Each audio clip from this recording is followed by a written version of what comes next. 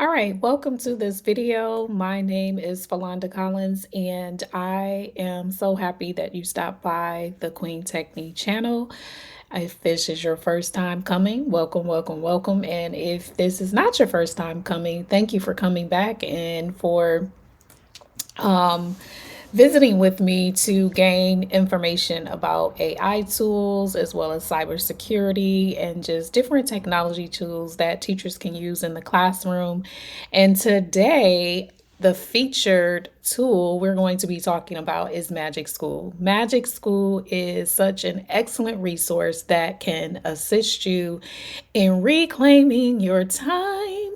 Okay, so also it can help you generate quizzes. I'm going to demonstrate that. It can help you create a rubric, it can help you create AI resistant assignments, and there are so many things in here. So as you see, a multiple choice quiz or assessment, text leveler, professional email, informational text, report card comments, worksheet generator, academic content, YouTube video questions, rubric generator, text proofreader, IUP generator, unit plan generator, writing feedback, song generator, YouTube video summarizer, teacher jokes, and vocabulary list generator, math story problems, project based learning, standards unpacker, and choice board, custom chatbot, Jeopardy review game, team builder, icebreaker. And so if you have not already signed up,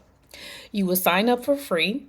You can continue to use it for free after your trial period, but I believe the first 30 days will allow you to use all of the resources. And one of the things that I know that is different between the paid and the free resource once the trial ends is that when it creates a quiz and you have a paid version or you have the trial that enables you to have access to all of the resources, it will automatically put that quiz into a Google form. However, if you do not have the paid subscription, then you would actually have to copy and paste that information and put it into a Google form. So you have to just find out if this resource is a resource that your school is willing to pay for, or if you are willing to pay for it because you find it to be very beneficial. Okay.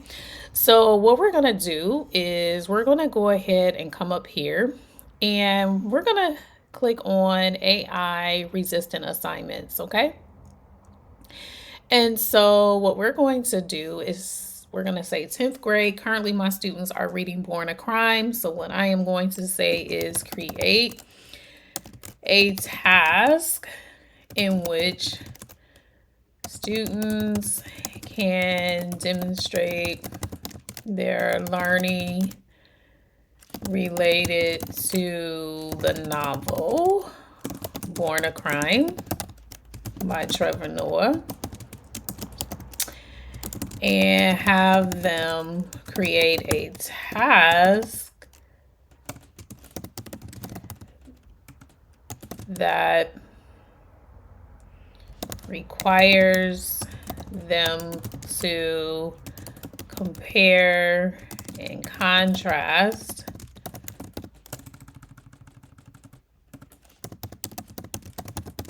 their lives and life experiences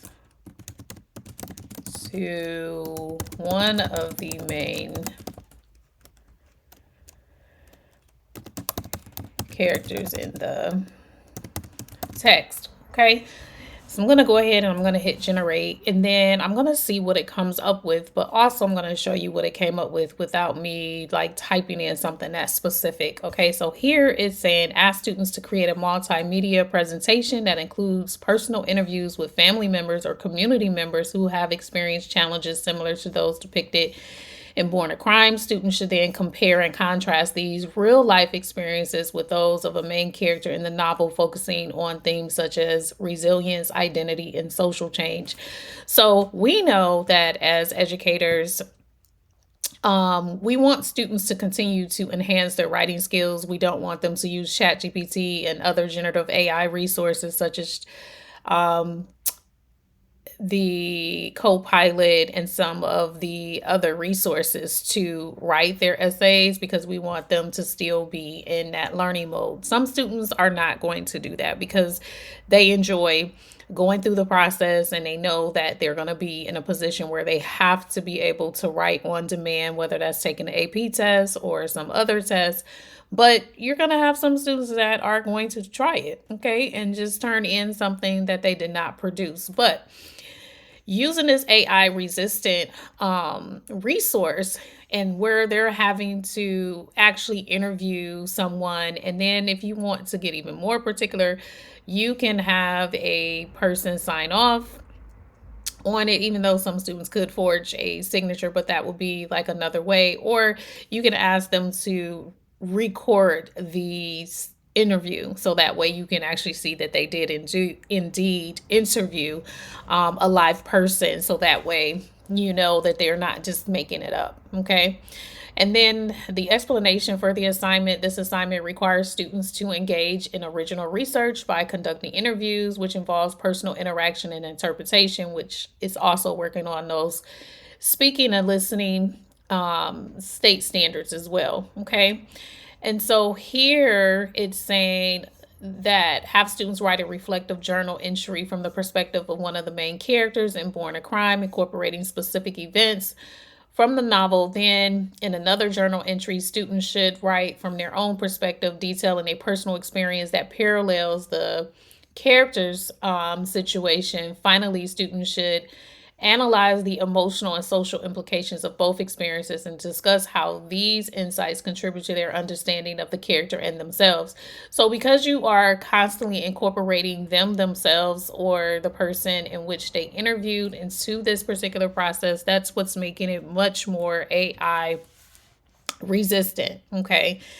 And then down here, as a third ideal, organize a panel discussion where students assume the roles of different characters from Born a Crime. Each student should prepare a speech that addresses how their characters' experiences and challenges relate to contemporary issues in their own community or global society.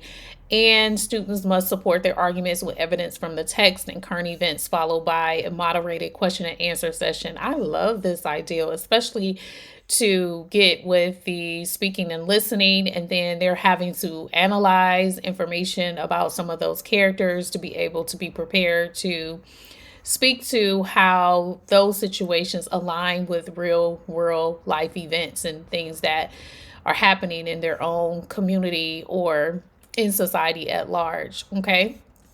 So, one of the other assignments that I put in prior to, and I'm just going to show you here.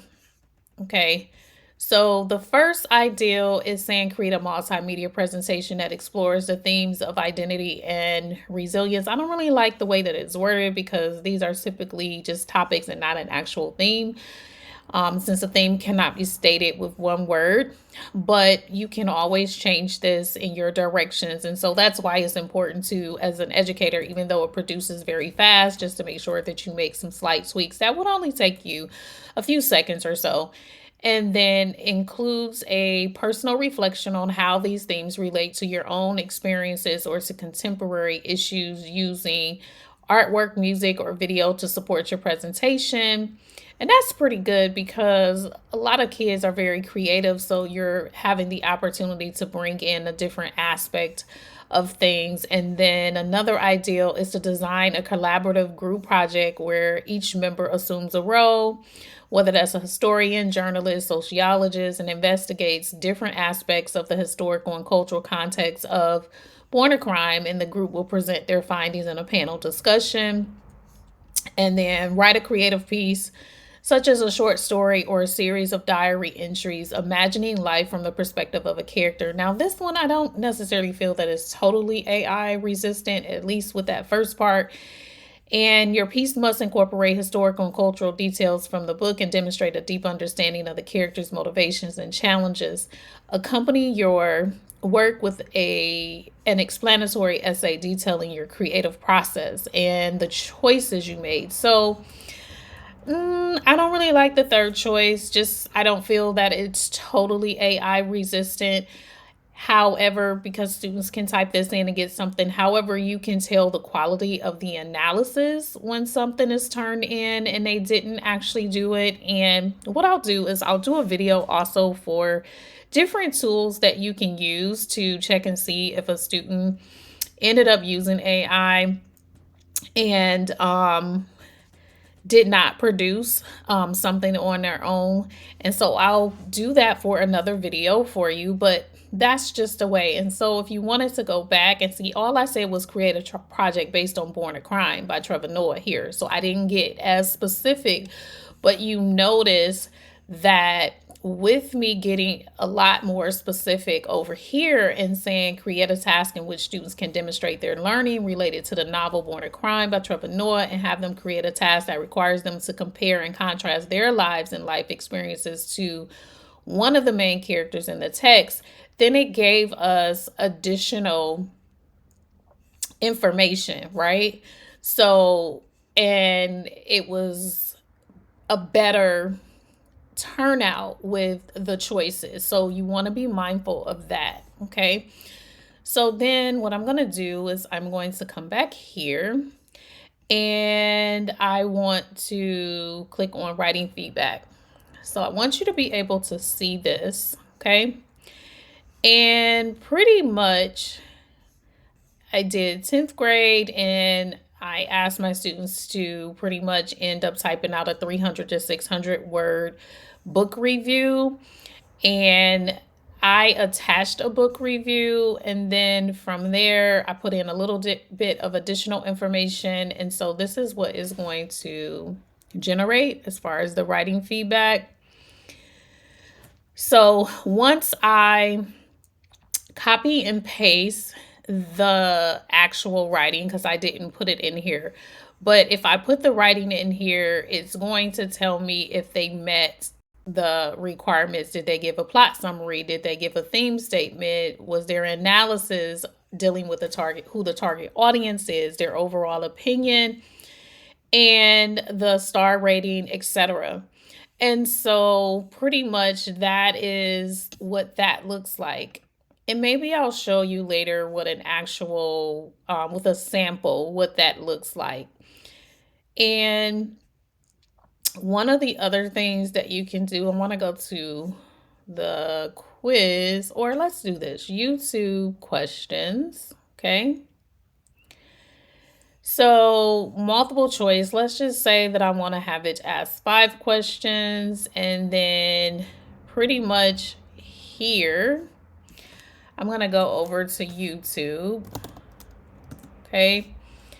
And I am going to type in what is theme. Okay.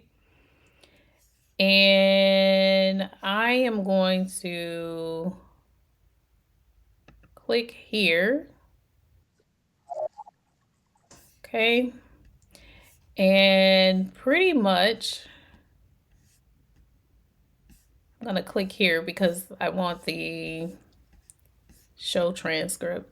Well, I have to play the video. So unfortunately, but I will be able to, well, I guess I can come over here. And let's just say I'm going to copy this. And I am going to come back over here. All right. And let's see if it creates 5 questions.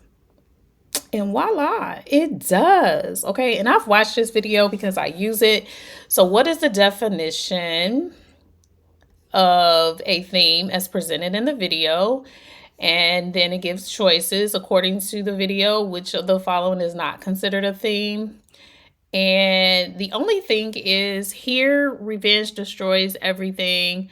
Friendship, the importance of family, overcoming fear. So I don't feel as if, well, okay, I was getting ready to say, I don't really feel like any of these are strong theme statements, but it's saying which of the following is not considered a theme. So pretty much it's several of them as choices. So as an instructor, I would change some of these choices and not just go with what is actually here, but you see that it does create it very quickly.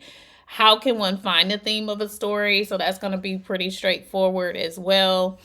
And what examples does the speaker use to illustrate a character's theme in Arm Man? And why might themes be subjective according to the video?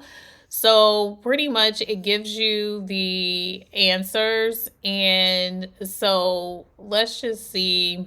Um, Here it said B, but you can't give a theme with just one word or a phrase.